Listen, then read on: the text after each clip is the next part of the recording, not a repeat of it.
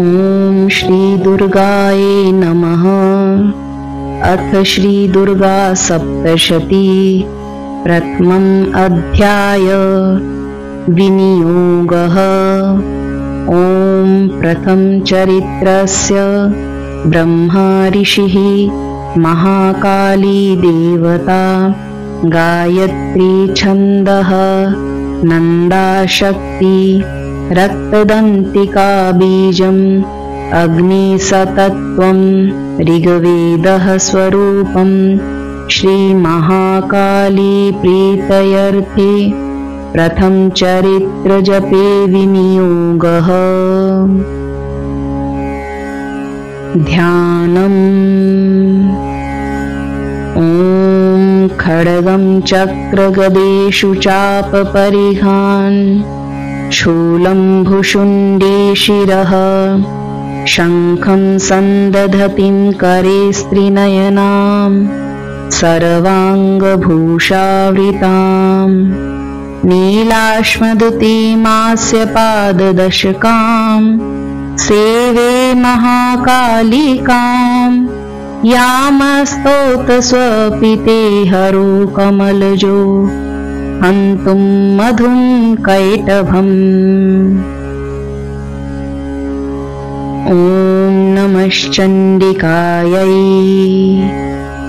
ॐ ऐं मार्कण्डेय उवाच।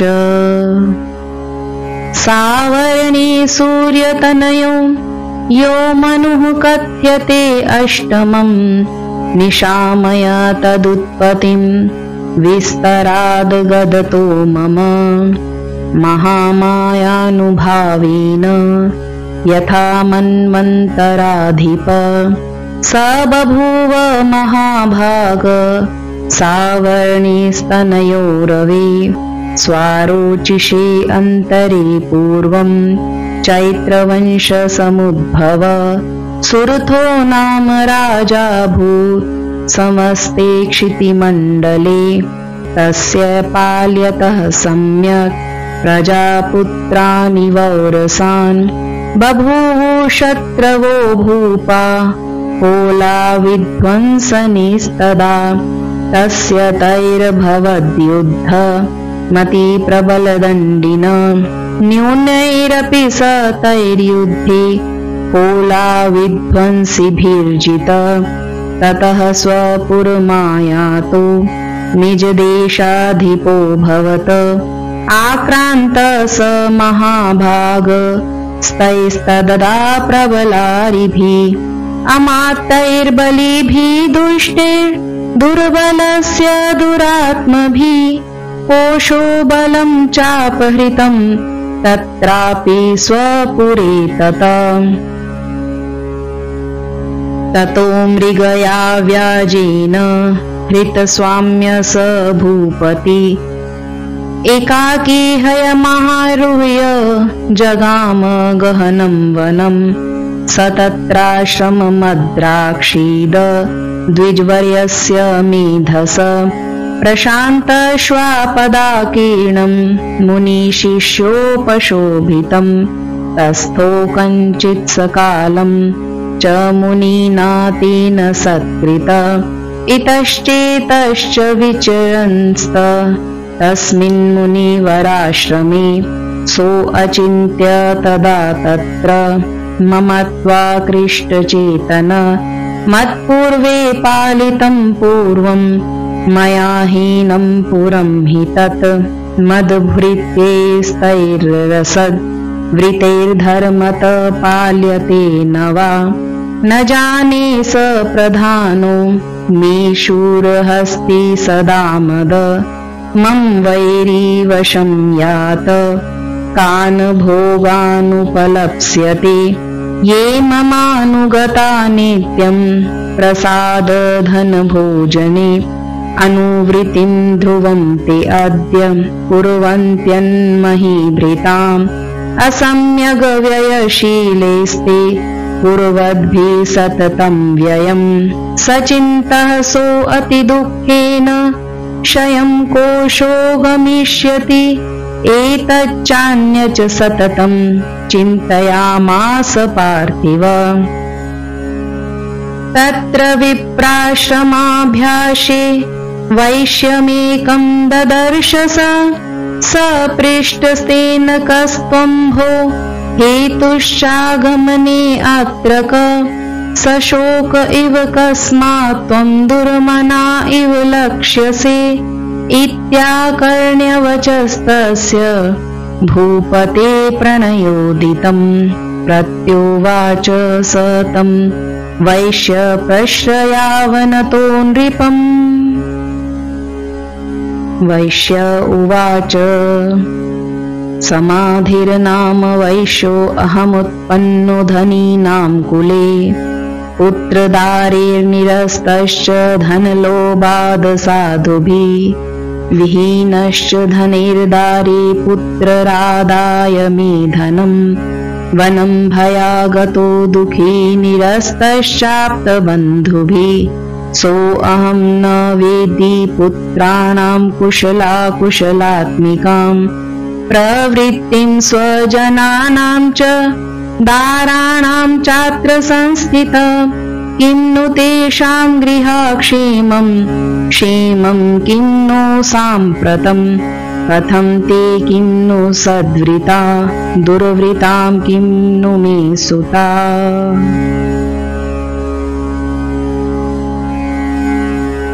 राजोवाच यैर्निरस्तो भवान् लुब्धै पुत्रदारादिभिर्धने तेषु किं भवत्स्नेहं मनोबध्नाति मानसं। वैश्य उवाच एवमेतद्यथा प्राह भवान् स्मद्गतं वच किं करोमि न बध्नाति मम निष्ठुरता मन। यहि सन्त्यज्य पितृस्नेहं धनलुब्धैर्निराकृत पतिस्वजनहार्द च हार्दितेष्वेव मे मन। किमेतन्नाभिजानामि जानन्नपि महामते यत्प्रेम प्रवणं चेत्तं विगुणेष्वपि बन्धुषु तेषां कृते मे निःश्वासो दुर्मनस्य च जायते करोमि किं यन्मनस्तेष्व प्रीतिषु निष्ठुरम्। मार्कण्डेय उवाच ततस्तौ सहितो विप्र तं मुनिं समुपस्थितो समाधिर्नाम वैश्यो असो स च पार्थिव सत्तमा कृत्वा तूतो यथा न्यायं यथार्हतेन संविदम् उपविष्टो कथाकाश्चि चक्रतुर्वैश्य पार्थिवो। राजोवाच भगवन् सत्त्वामहं प्रष्टुमिच्छाम्येकं वदस्व तत् दुःखाय यन्मे मनस स्वचित्ताय ततां विना मम त्वं गतराज्यस्य राज्याङ्गेष्वखिलेष्वपि जानतो अपि यथाज्ञस्य किमेतन्मुनिसत्तम अयं च निकृतः पुत्रेर्दारे भृत्यैस्तथोजित स्वजनेन च सन्त्यक्तस्तेषु हार्दि तथाप्यति एवमेष तथाहं च द्वापयन्त्यन्तदुःखितो दृष्टदोषे अपि विष्ये मम त्वाकृष्टमानसो तत्किमेतन्महाभाग यन्मोहो ज्ञानिनोरपि ममास्य च भवत्येषा विवेकान्धस्य मूढता। ऋषिरुवाच ज्ञानमस्ति समस्तस्य जन्तोर्विषयगोचरे विषयश्च महाभाग याति चैवं पृथक् पृथक् दिवान्धा प्राणिनः केचि द्रात्रावन्धास्तथा परे केचिदिवा तथा रात्रो प्राणिनस्तुल्यदृष्टय ज्ञानिनो मनुजा सत्यं किं तु तेन हि केवलम् ततो यतो हि ज्ञानिनः सर्वे पशुपक्षी मृगादय ज्ञानं च तन्मनुष्याणां यतेषां मृगपक्षिणाम् मनुष्याणां च यत्तेषां तुल्यमन्य तथोभयो ज्ञाने अपि सति पश्येतान् पतङ्गाञ्छावञ्चुषु कणमोक्षादृतान् मोहात् पीड्यमानानपि शुधा मानुषा मनुजव्याघ्र साभिलाषा सुतान् प्रति लोभात् प्रत्युपकाराय नन्वेतान् किं न पश्यसि तथापि ममता वर्ते मोहगर्ते निपातिता महामाया प्रभावेन संसारस्थितिकारिणा तन्नात्र विस्मयकार्यो योगनिद्रा जगत्पते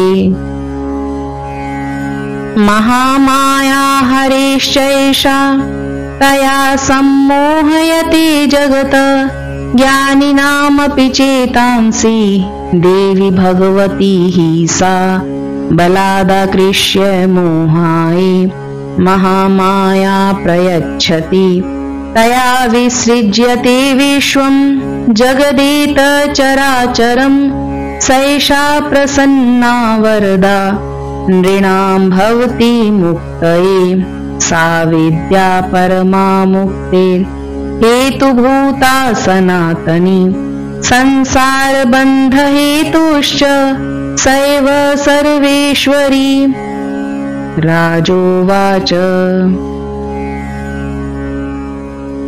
भगवान् काहि सा देवी महामायेति यां भवान् ब्रवीति कथमुत्पन्ना सा कर्मास्याश्च किं द्विज यत्प्रभावा च सा देवी यत्स्वरूपा यदुद्भवा तत्सर्वं श्रोतुमिच्छामि त्वतो ब्रह्मविदाम्बर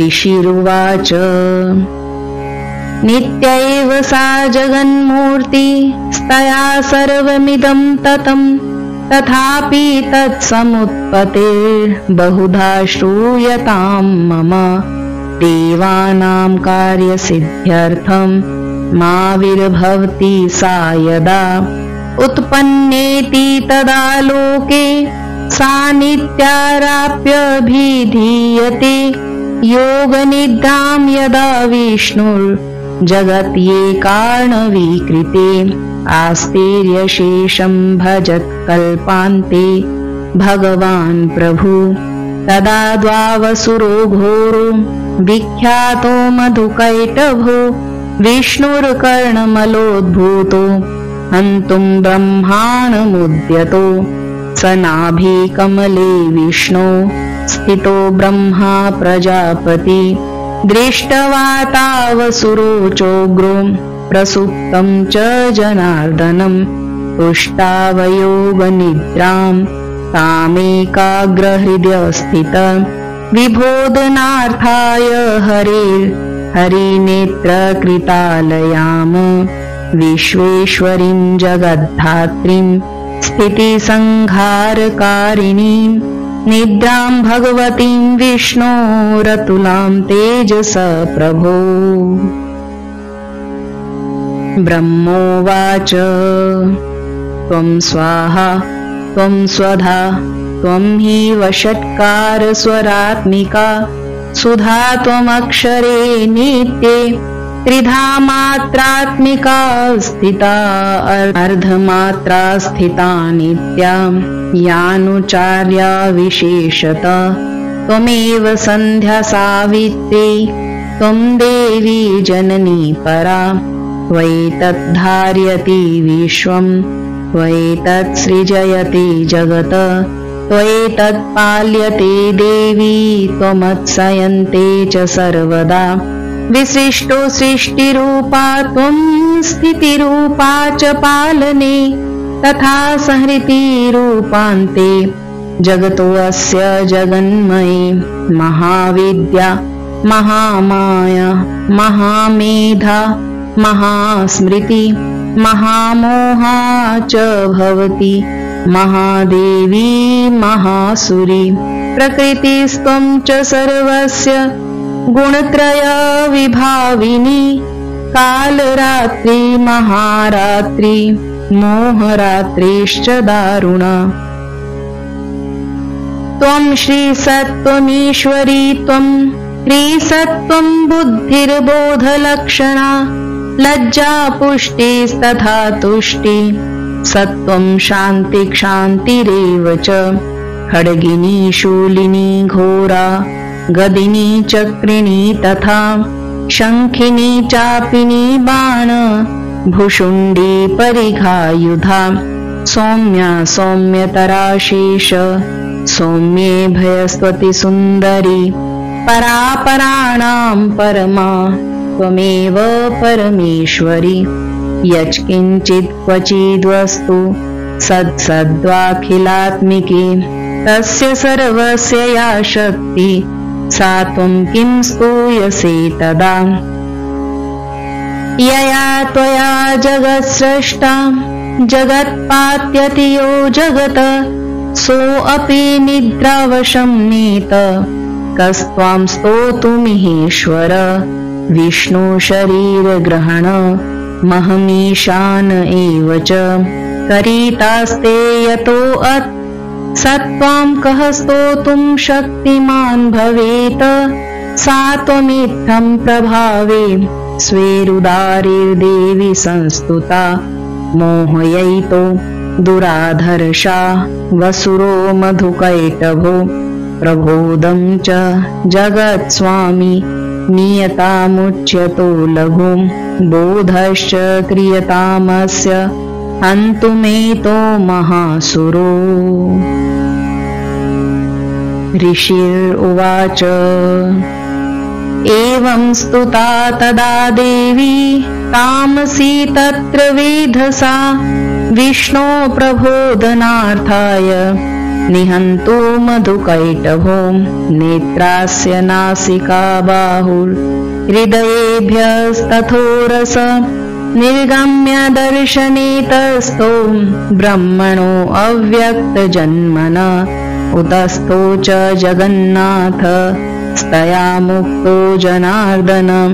एकार्णवे अहिशयना तत सददृशे च तौ मधुकैटभो दुरात्मानावती वीर्य पराक्रमो क्रोधरक्ते क्षणावतुं ब्रह्माणं जनितोद्यमो समुत्थाय ततस्ताभ्यां युयुधे भगवान् हरि। 5 वर्षसहस्राणि बाहुप्रहरणो विभु तावप्यतिबलोन्मत्तो महामाया विमोहितो उक्तवन्तो वरोस्मतो व्रियतामिति केशवम्। श्रीभगवान् उवाच भवेतामद्य तुष्टो मम वध्यावुभावपि किमन्येन वरेणात्र एतावृद्धिवृतं मम।